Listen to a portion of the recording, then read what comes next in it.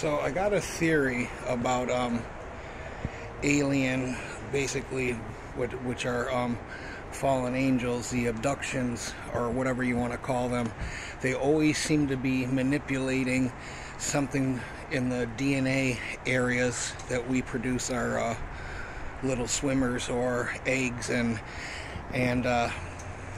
I was talking to a guy, and you know, it's like sometimes you're just looking for, like, man, what are they really doing though? Okay, they're taking the eggs, are they taking them to like you know, what's the word, clone? I don't know. I don't really think so. I'm not saying it's not possible. It's just nothing that I've ever really felt too strongly about. And then he said, oh, they're taking the testosterone. And I said, boom. I said, that's fucking it. Because if you look generationally how men, like from even before my grandpa to my dad to me till now, have become softer in appearance. And you know, the shots they give us fuck up our testosterone, and low testosterone is a thing that's a medical condition where, like myself, I have to take testosterone every week or twice a week. And if it's a thing, it just didn't just happen. It's like autism. It just didn't fucking pop up. Something caused it. And what I think is, I think the original people that God created were built like the fucking Mr. Olympia, because there's a reason why they call it Mr. Olympia, you know? And the sign for the International Federation of Bodybuilders is the torch, and Lucifer is the torch bearer, the light bearer, and Olympia is the mountain that all the gods and whatever, you know, if I remember correctly, I'm not into Greek mythology, but I believe there was something to it. I also believe all the statues you see of white people are actually black, and I believe that the first people on Earth wore that color too. What I think happened was, you know, as they're taking the testosterone, I believe all the steroids and stuff that, you know, in order for me to look like Mr. Olympia, I have to take these compounds. Well, these compounds just didn't come up. They came up out of grabbing our testosterone and manipulating it into different compounds. So in order for Dorian Yates or Ronnie Coleman or Arnold Schwarzenegger to have the ability to look like Mr. Olympia, it had to be somewhere, I think, theoretically, in our blueprint to allow us to get that muscular, or people would just die. So it has to be somewhere in the fucking, I don't want to say mitochondria or genome, because I don't really know what that is. It sounds right, but somewhere in the imprint or the digital printout of our DNA a long time ago, I feel like they've weakened and weakened and weakened and weakened and weakened, and then taken these things out and say that they're bad for you. Where I've been on testosterone and nandrolone now for almost 4 years, and in moderation, and you should ask the nerd, my fucking blood work is so comprehensive and is so good, that the doctor always tells me, like, you know, I can't believe how good your liver's doing. I can't believe how good your kidneys, how your blood, your oxidation, your everything is perfect, you know. And I think that basically, you know, these compounds were taken, combined with other things, and given a bad name. And I'm not saying that you should take them without a doctor's supervision or anything like that, because too much of anything is bad.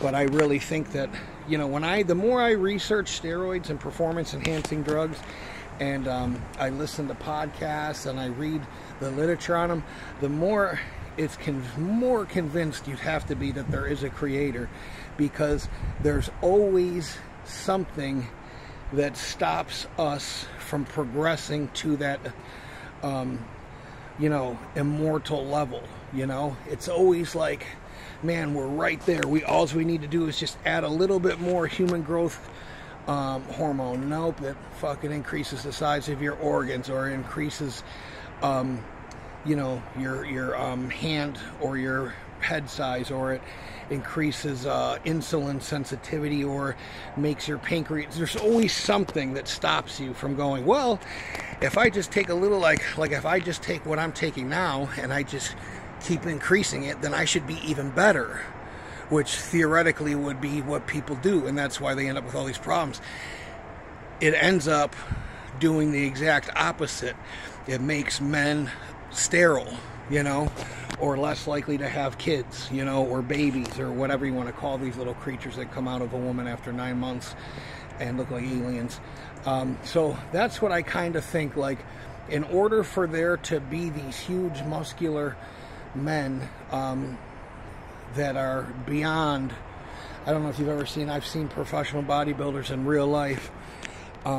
It's like they're 4 of me combined, how big and wide and everything that they are. And in order for the human body, it will not accept that period for a long time. You know what I mean? It eventually leads to heart attack or stroke, or, you know, diabetes, or this, that, and the other thing.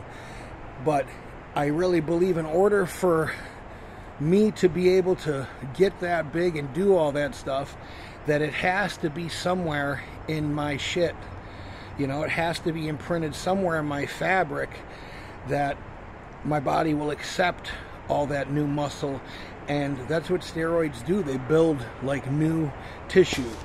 You know, like when I'm working out and I see a new or more or something bigger or whatever, it's like, well, it's everything is based, you know, on oxygen. But in the plant world, in our world, back in the day, everything was more nitrogen rich.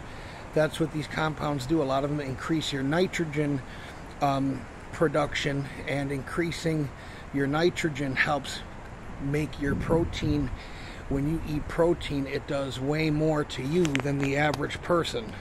And I just finally understood that after 3.5 years, 4 years of doing this, what my friends have been saying. So I believe that they don't manipulate everybody's testosterone, because it would be too obvious. But they take, you know, enough out, so maybe 1/3 of the population, and then the rest of the population, they put shit in your flu shot, they put shit in this, or they put shit in the plastic, in the soy, or chemicals that we have no idea what they really are in our energy drinks or whatever. So I believe the fallen angels have consistently taken us. We are created in God's image, so they have consistently destroyed. There's a reason why they want all the placenta and the umbilical cords and the plasma-rich protein and the you know, stem cells and all that stuff, and the blood, and, you know, it's because there's something in that is vital that they know about, that, you know, it's not just drinking it, but combining it with, you know, who knows what metals. You know, it's like there's a reason why they put metals and heavy metals and toxins in this shot. They know it won't show up. They know that it will cross your blood-brain barrier. They know that it will do this, this, and this. It's like I was saying about Alzheimer's, you know, it's like maybe that's really just a combination of poisoning. I also was thinking like gluten sensitivity. Maybe it's called gluten sensitivity, but it's really just all the fucking weed killer that's in the fucking wheat. You know what I mean? And they just call it this and say, because all of a sudden you don't just get allergic to fucking wheat, or all of a sudden something so wholesome as wheat is bad for you. You know, there has to be something in those genetically modified plants, even if they weren't genetically modified before they were genetically modified.